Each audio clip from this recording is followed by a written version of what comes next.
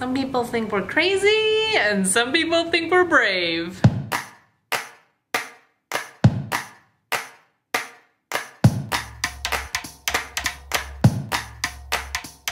Hey everyone, I hope you guys are doing really well. If you guys follow me along on social media, you know that we just took a road trip to Texas.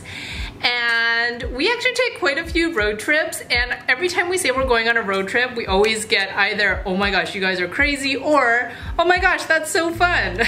And you're kind of crazy. Anyways, we have a family of 6. We have 4 kids, and we've taken quite a few road trips. Usually what we do is my husband and I will trade off so we don't stop anywhere wherever we're going, even if it's a 20 or 30 hour drive. We will just kind of drive through the night. My husband actually likes driving through the night.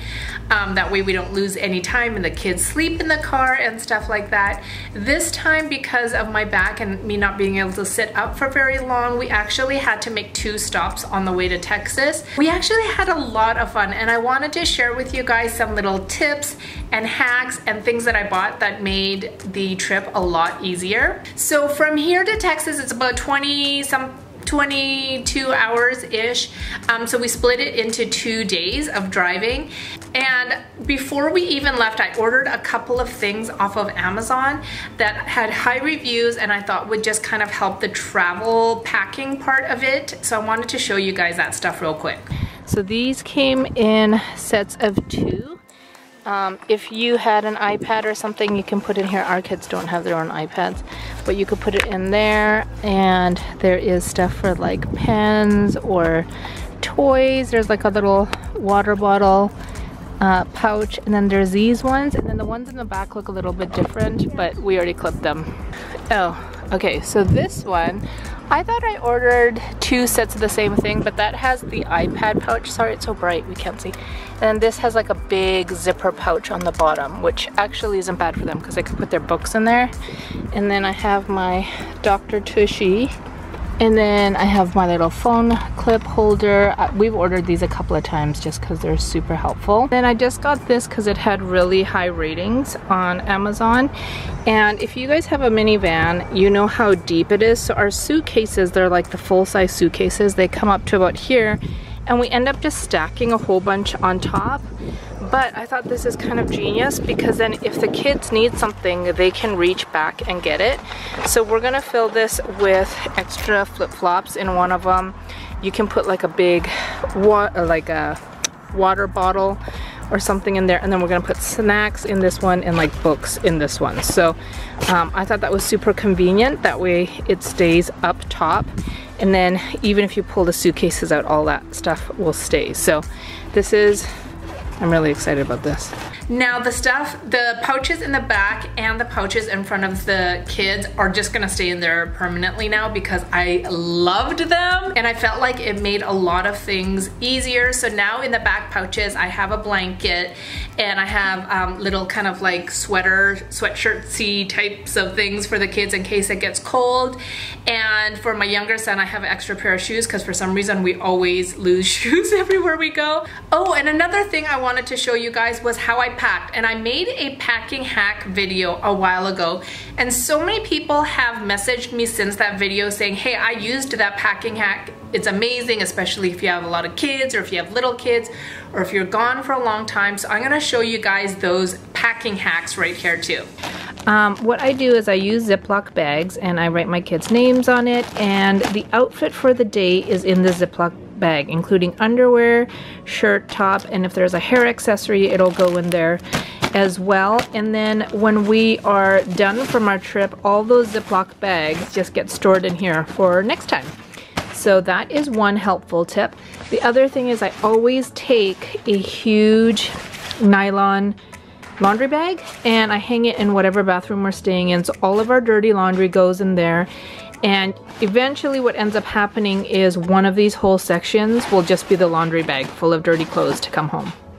And number 1, this helps packing a lot easier because if you need 10 outfits, then you just get 10 bags ready and you fill them all up. This also helps while you're traveling. If your kids are like mine and they just rummage through the whole suitcase looking for an outfit, you don't have just this big pile of clothes mess and you don't know what's dirty, you don't know what's clean, because everything is in its own little pocket, and you gotta wear the whole outfit. If you want this shirt and you want to wear it with these pants, then you got to switch them and reseal it. That's my deal with the kids. So anyways, what we do is we always go to the bathroom before we leave, and then we kind of map out where we can make stops. A lot of times when you're going on long road trips, there are no stops in between, so we kind of know where the rest areas are.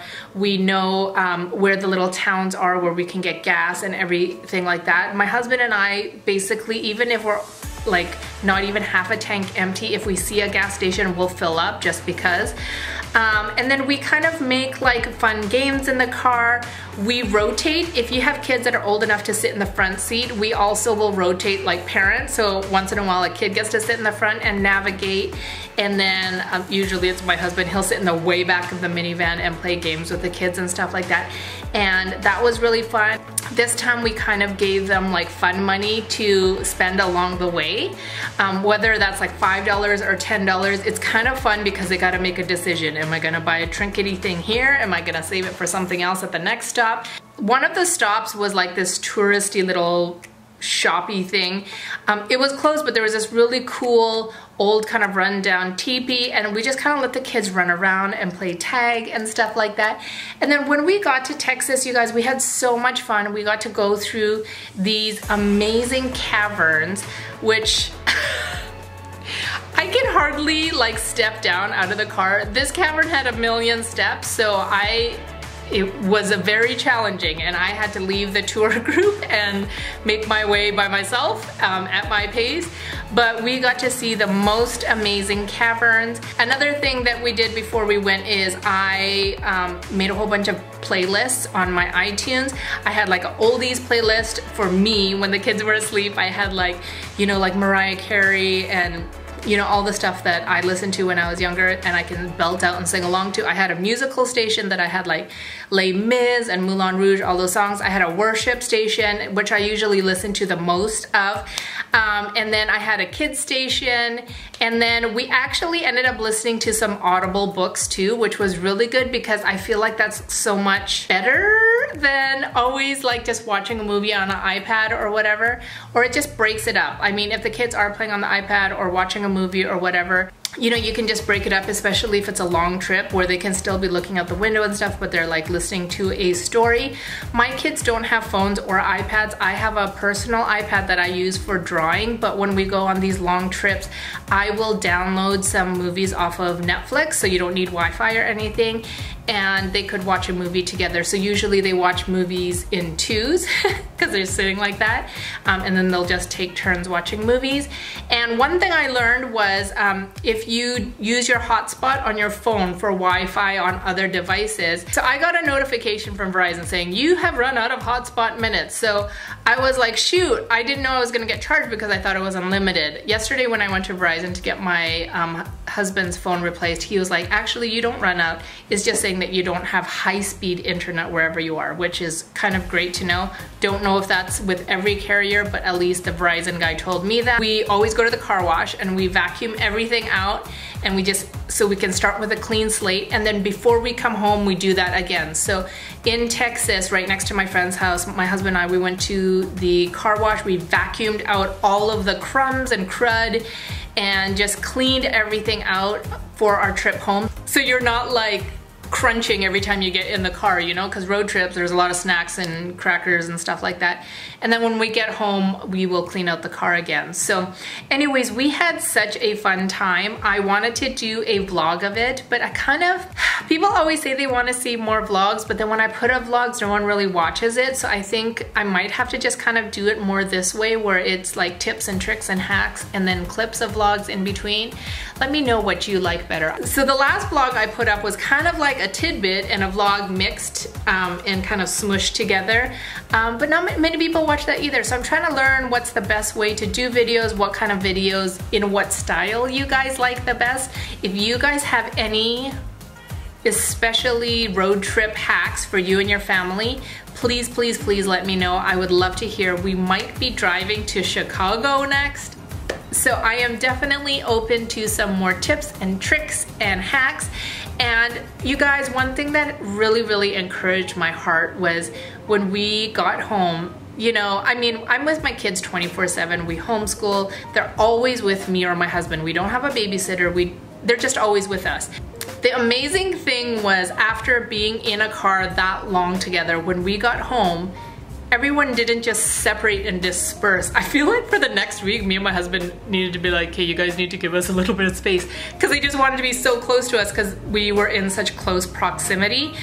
But me and my husband were reflecting, we're like, what a blessing that is, though, that they want to be around us. I mean, it might not be like this forever, and especially as they get older, things might change. But for now, it was kind of a beautiful thing that, number one, we weren't sick of each other and we had so much fun, and we were kind of sad that the road trip was over. So if you have not taken a road trip with your family, I would suggest it. I feel like it really brings you closer together. You get to talk about stuff that you normally don't get to talk about. We went to the Alamo, by the way. You guys, we went to the Alamo. My daughter wrote a paper for homeschool last year on the Alamo, and she said, hey, can we go to the Alamo sometime? And we're kind of like, yeah, I guess so.